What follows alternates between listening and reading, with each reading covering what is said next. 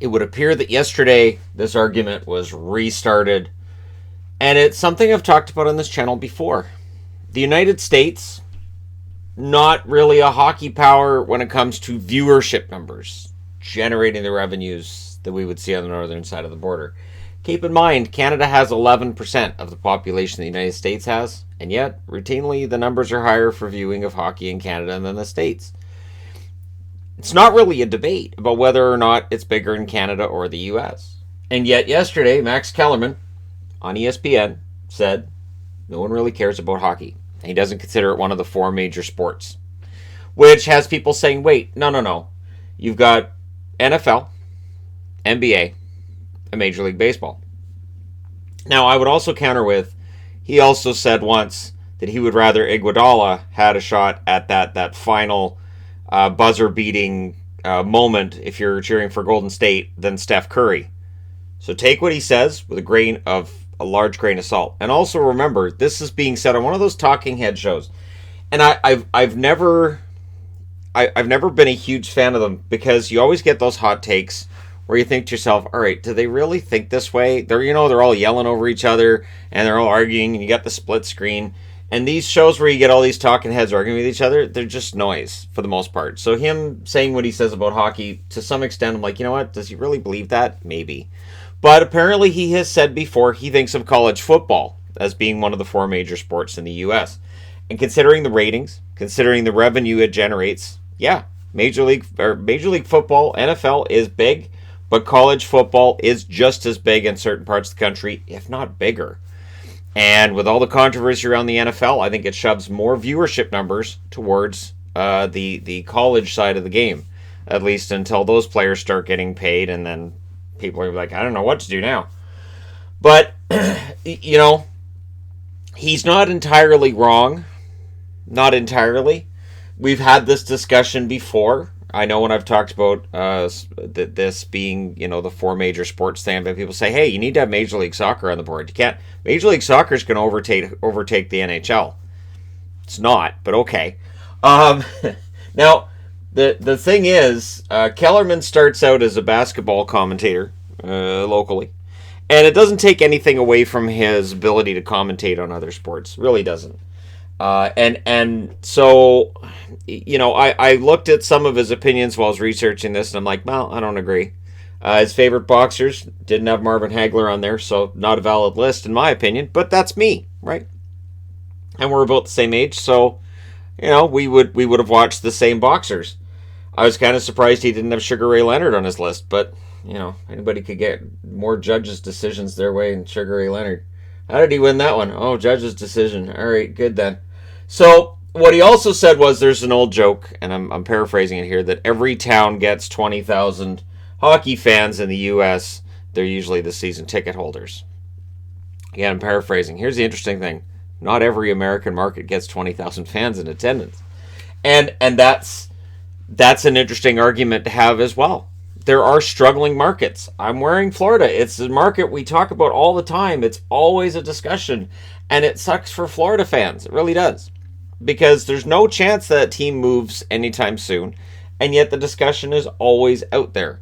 And it feels like it happens more with the NHL than it does with other leagues. I know that's not necessarily the case. I know there's Major League Baseball teams that there's some concern about their long-term future. But it feels like in the NHL, and I think a lot of the noise comes from Canadian fans who say, hey, we would support that team in Quebec better than you do there. We would support that team better in Saskatoon. And they probably have somewhat of a point. But again, Canada has 11% of the population that the U.S. has. It is in the best interests in the NHL to make it work.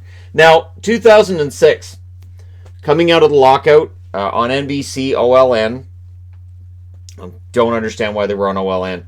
They drew an average rating of 1.8. They got 2.9 million viewers per game. And the highest rated game at the end of that series got a 5.3.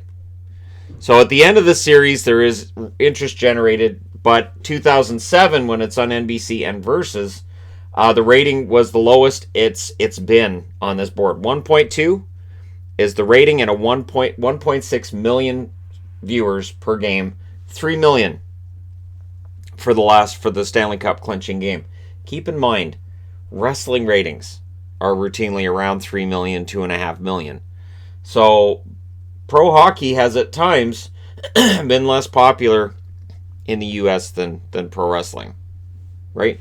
2008, the rating is a 2.6 with 4.3 million viewers, 6.8 for the last game of that series. And it's really pretty low. Now, the interesting thing is, looking at the overall ratings, in 2010, they score a 3.1 with an average of 5.2 million viewers, and 8.3 million people watched that last game where Chicago knocked out Philly. So that's one of the highest numbers on the board. Now, when I was doing the research for this, the one chart I found said in 2011 it was a 2.7 was the average, or 2.7 was the average rating, 4.6 million viewers, and that Game 7 got 5.5 million viewers in the U.S. But there was another article I read that said 8.723 million watched Game 7 on NBC. Now, whether that's 5.5 million in the US and then the rest of those are in Canada, or whether it's actually supposed to be 8.723 million in America and what I was reading was wrong, again, different sources. In Canada, though, for example, Game 7 had 8.64 million viewers. Canada has 11% of the population of the States, and 8.64 million people in Canada were reported to be watching that. And I always look at those numbers and go, it's probably higher than that, because you're going to have it in bars, in restaurants, you're going to have homes that have, big watch parties. Numbers probably higher than that. So the ratings have been okay. 2013 it was a 3.3 with 5.8 million. Last year, 3.0 with a 5.3 million viewership number. Interestingly enough, in 2018, where you get Washington and Vegas, and we can all agree Vegas was this amazing story, it didn't catch on with non-hockey fans by the ratings. 3.0 and 4.9 million viewers on average. And the game that crowned the Stanley Cup winner, 6.7 million people, which was less than the 7 million the year before to watch Pittsburgh win back-to-back. So it definitely seems to matter if Canadian teams are in there. 2007, the lowest rated. There's a Canadian team in there. 2006, next lowest rated Canadian team in there. But in 2011, there's a Canadian team in there. And it did well, but I think a lot of that was the Bruins and the fact that that's a huge name. Hockey does very well regionally. Hockey does very well locally. And I don't think we're ever going to reach the point where the ratings you see for hockey are legitimately great in the U.S. The NBA, 2016 Game 7 reached 31.02 million viewers. The NFL, the 2020 wildcard weekend. This is not the Super Bowl. Nothing compares to the Super Bowl. Wildcard weekend, the first round of the playoffs, 30.5 million viewers on average. Gary Bettman would willingly be licked by Brad Marchand for anywhere near 30.5 million viewers. Absolutely. Major League Baseball, even right now with what we're going through. Major League Baseball's least viewed World Series, 2012, 12.636 million viewers on average. Way higher than anything the NHL's had. And last year, 2019, the second lowest at 13.912 million average. And we've heard about how baseball's kind of dying off, and the generation coming up doesn't really care about baseball, and yet the ratings, 13.912 million, the NHL would kill for those kinds of ratings. Now, ESPN is part of the reason why the NHL doesn't get better viewership numbers in the States. They don't have that deal with the NHL. So, while the leagues don't generate anywhere near similar numbers, the fact that ESPN has trashed hockey before may be tied to the fact they don't have the rights to it. And depending on which personality you ask, ESPN's coverage of hockey over the years may very well have been colored by that. Now, it's got better lately, and ESPN Plus has been showing hockey games, and they've done well. So ESPN next year may very well be in the running to get hockey back, and then that would absolutely bring these numbers up. NBC and NBC Sportsnet, They do well enough with the coverage, but it is a matter of the visibility. ESPN has that. You have to think the numbers would go up a lot if ESPN had the rights. Now, the one thing that I find odd, and I've seen this before, where they'll talk about you have to see it live. It doesn't translate well to TV. If you watched a baseball game on TV, even the players look bored. And you don't punch it up. Now football, NFL has a masterful way of making it look like every play is really exciting. And they have camera angles from 40 different sides, and everything's fantastic. And here's the new jock cam. It's going to happen at some point. Why do we want to see everything from their crotch level? And yet we can't look away. And so the NFL does present itself very well on TV. And the NBA, with all the slam dunks and the three-pointers, the crowd's going nuts, the fact the crowd's right there, you can be courtside sitting on the court. It's just everything with the NBA, it does translate very well to television. It really, really does. And I can understand the appeal. And for kids coming up, even here in Canada, there's a lot of Canadian kids that are going, hey, we like this NBA product more than the NHL. But I think the idea that hockey doesn't translate well to TV, I've never understood that. I've always loved watching hockey on TV. But then again, I've never been one that's thought I couldn't see where the puck was, so what's the point? And yet that's been a criticism at times too. I can't even see the puck. How can you not see the puck? It's black on a white surface. How can you not see it? Now, the NFL generates $11.3 billion in value, in revenue over their most recent year.